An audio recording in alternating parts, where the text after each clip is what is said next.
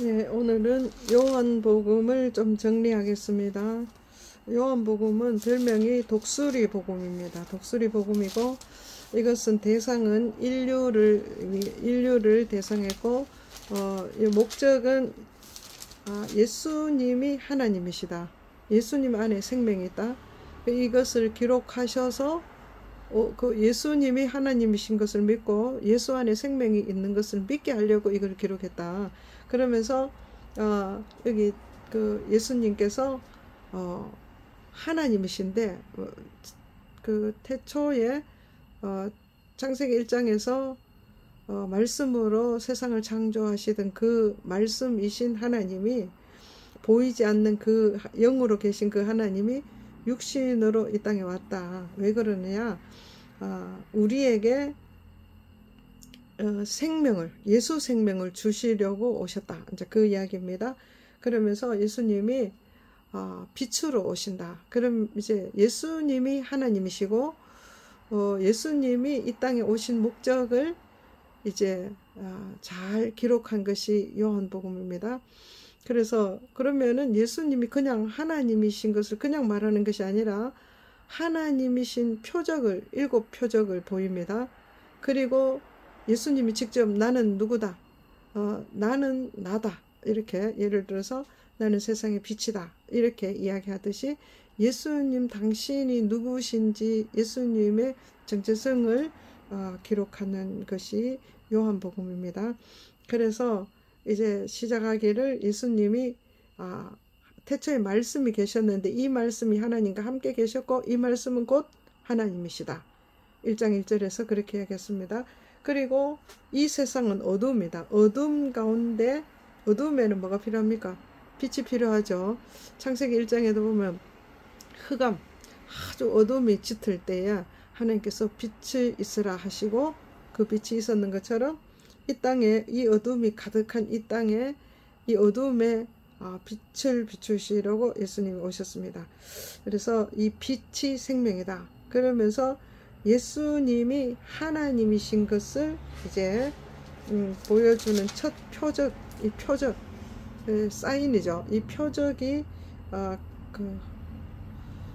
가나 혼인잔치. 그래서 이것은 구약에 기록한 약속의 말씀, 예수님 메시아가 오실 때가 되면은 극상품 포도주를 내고 아주 단 포도주를 낸다, 이 이야기가 있습니다.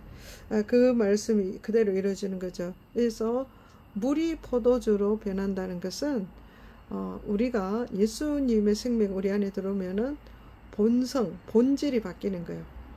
물이라는 것에서 포도주가 되는 것은 그 본질이 바뀐 거죠. 이렇게 되는 것입니다. 그리고 예수님께서 이 세상에 오신 목적이 아까 이야기했죠. 그 어떤 방법으로 오시느냐?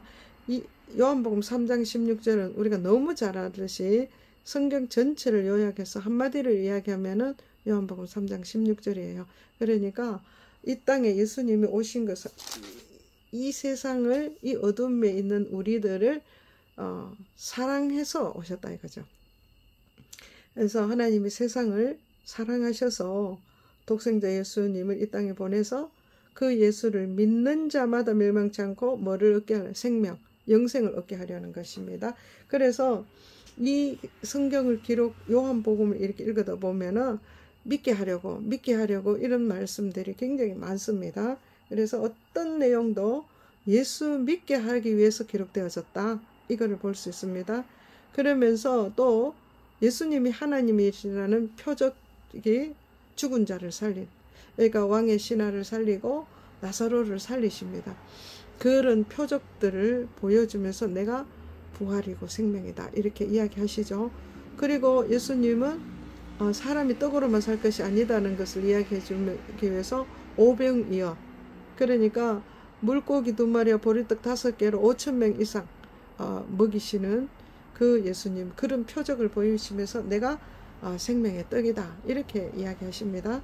그러니까 예수님은 이런 표적들을 보이면서 예수님이 누구신지를 이야기합니다. 그리고 예수님 직접 말씀하시기를 나는 세상의 빛이다.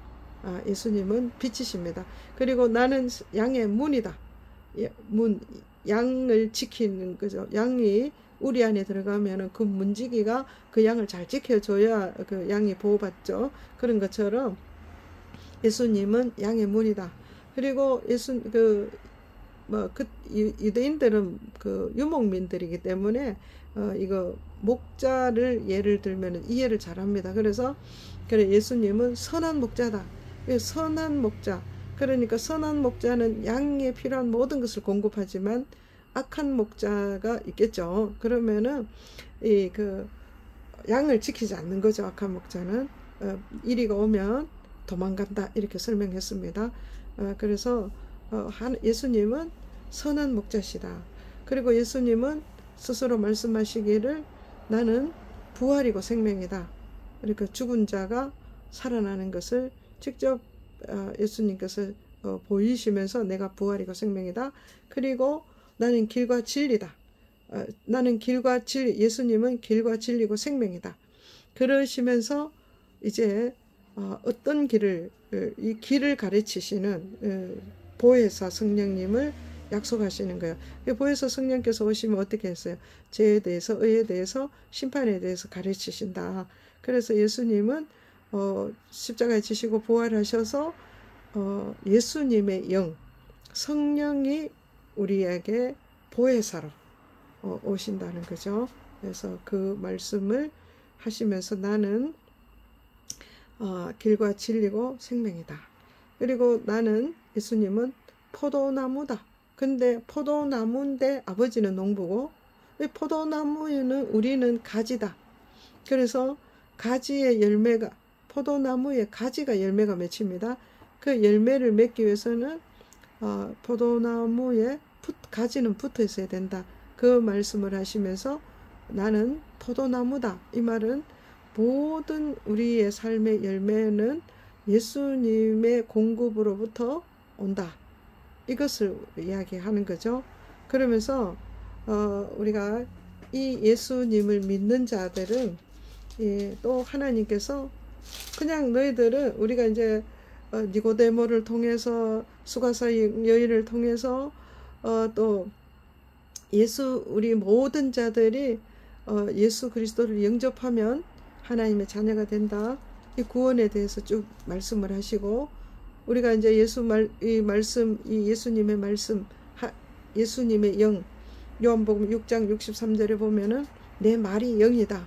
이렇게 하나님의 말씀, 예수님의 말씀이 영이다. 그리고 보혜사 성령이 다시 이 땅에 오신다. 이런 것을 쭉 이야기하시는 것은 그것을 믿게 하려고 하는 거예요. 그래서 믿는 자. 그러면은 우리가 예수 믿어 구원받았으면은 어떻게 된다는 거예요? 우리가 은혜로 구원받았으니까 이제 하나님의 자녀가 된 자들은 어떻게 살아야 되느냐?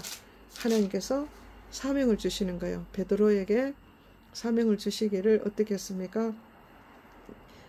베드로에게 요한의 아들 시몬아, 네가 나를 이 사람들보다 더 사랑하느냐? 그냥 사랑하느냐가 아니라 너는 예수님께서 베드로에게 묻습니다. 부활하신 예수님이 베드로에게 오셔서 네가 나를 아가페로 사랑하느냐? 베드로가 놀래서요. 나는 아가페 사랑은 할 수가 없고 인간적인 필로스 사랑, 우정적인 일사랑은 할 수 있다. 그러니까 예수님께서 그러면은 내 어린 양을 먹이라. 그래서 하나님 사랑하는 게 뭐냐? 우리가 이 땅에서 하나님의 은혜로 구원받은 자들은 하나님의 사랑을 입은 자잖아요. 그러면 우리가 또 하나님을 사랑해야 되는 거예요. 그런데 하나님을 사랑하는 게 어떤 것이냐? 어린 양을 먹인다 이거. 그러니까 아직 약하고 어린 양을 먹여라. 그리고 또 예수님이 두 번째로 또 네가 나를 사랑하느냐? 베드로야, 네가 아가페 사랑으로 나를 사랑할 수 있느냐? 그래 물으니까 베드로가 주님, 내가 주님을 사랑하는 줄 주님 아시지 않습니까? 근데 나는 아가페는 못하고 필로스 사랑은 할 수 있습니다. 인간적인 우정적인 사랑을 할 수 있습니다. 아가페 사랑은 무조건 사랑, 하나님의 사랑입니다. 그래서 난 그렇게 할 수밖에 없습니다. 그러니까 예수님께서 수준을 확 그러니까 어떻게 하는가, 그래 네가 나를 사랑하면, 그 우정적인 사랑이라도 하면 내 양을 치라 이럽니다. 여기는 젊은 양이에요. 내 젊은 양을 치라. 치는 거는 어떻게 했습니까? 책망 따기도 하고 격려도 하기도 하고 양식도 먹을 것도 주기도 하고 상급도 주기도 하고, 치는 거 양육을 하는 거죠. 예, 그렇게 하는 거예요. 그런 때에 세 번째 또 예수님께서 베드로에게 묻습니다. 이때는 예수님이 베드로의 수준으로 내려오는 거다. 그래서 그러면 네가 나를 필로스로 사랑할 수 있느냐? 그러니까 인간적인 우정적인 사랑할 수 있나? 이렇게 내려오니까 베드로가 놀래가지고 근심하면서, 베드로가 근심하여 주님 왜 그러십니까? 이렇게 이야기하는 거죠. 그래서 내가 주님을 사랑하는 줄 주님 아시지 않습니까? 이렇게 이야기합니다. 그럴 때 예수님께서 그래 내 양을 먹이라. 여기는 내 늙은 양을 먹이라 이런 뜻입니다. 그래서 또 늙은 양은 어떻게 해야 돼요? 먹여야 됩니다. 젊은 양은 치고 어린 양도 먹이고 늙은 양도 먹이는 거예요. 이 말은 우리가 예수님을 이제 그 모든 인류의 사람들이, 하나님께서 이 인류 모든 인류의 모든 사람들을 사랑해서, 이 세상을 사랑해서 하나님의 아들 독생자를 십자가에 못 박게 하기까지 내주셔서 이 땅에 오셨죠. 독생자를 주셨으니 이는 왜? 이 이유가 뭐냐? 그 예수를 믿는 자마다 멸망치 않고 영생을 얻게 하려고 예수님이 이 땅에 오셨죠. 그러면은 우리가 영생을 얻은 자로서 예수님을 바로 알아야 되겠죠. 그래서 예수님께서 나는 누구다. 나는 빛이다. 양의 문이다. 나는 선한 목자다.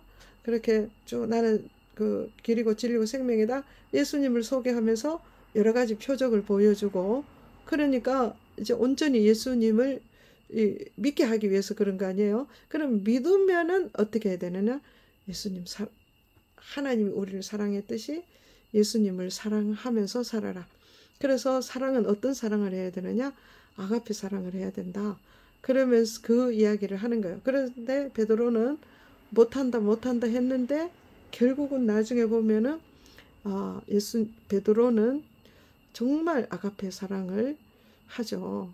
그래서 정말 그 예수님이 말씀하셨듯이 십자가를 거꾸로 지고 그렇게 순교를 당하는 그런 정말 믿음의 조상 중에서 베드로를 으뜸으로 꼽는 이유도 그런 것이죠. 아가페 사랑을 베드로는 한 거예요. 그래서 우리도 마찬가지입니다. 예수님을 바로 믿는 자는 예수님의 생명이 내 안에 들어왔습니다. 그러면은 예수님과 똑같은 생명이 내 안에 들어온 거죠. 그러면 예수님은 거룩하시고 사랑이셔요. 그래서 하나님께서 예수 믿는 자들을 의롭다. 너는 의인이야. 너는 나의 자녀야. 이렇게 하신 거예요. 그래서 예수 믿는 사람을 하나님이 보실 때 예수님처럼 보시는 거죠. 그래서 우리는 예수님의 그 아가페 사랑, 하나님의 아가페 사랑이 우리 안에 있습니다. 그래서 예수님을 잘 알고, 정말 하나님을 잘 알고 성령 보혜사를 잘 알 때에 아가페 사랑을 할 수가 있는 거예요.